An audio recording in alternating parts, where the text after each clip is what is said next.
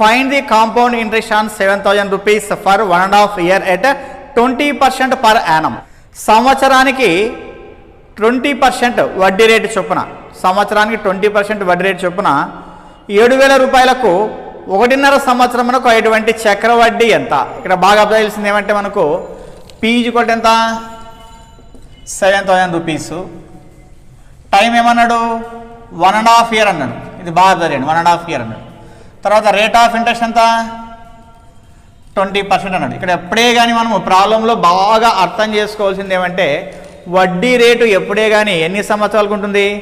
సంవత్సరానికి ఉంటుంది అన్నమాట. Rate of interest per annum అంటాడు. అంటే సంవత్సరానికి మనకి 20% అన్నాడు.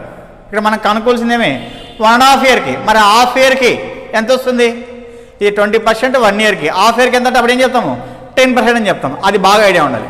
ఓకే, కాబట్టి నేను ఏం చేస్తానంటే ఏ ఈజ్ ఈక్వల్ టు 7,000, ఫస్ట్ ఇయర్కి ఏం చేస్తా 120/100 వేస్తా, ఎందుకంటే R20 కదా, 100 + 20/100.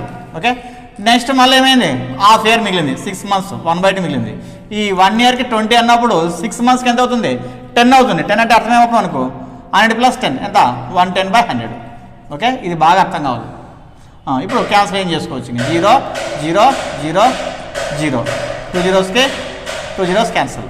ఓకే, నెక్స్ట్ ఎంత 12 7 84 0 ఇంటూ 11, తర్వాత 11 4 44, 11 8 88 92 0 ఎంత? ఏ ఈక్వల్ ఎంత 9240. Next CI is equal to 9240 - 7,000 ఎంత వస్తుంది 2,240.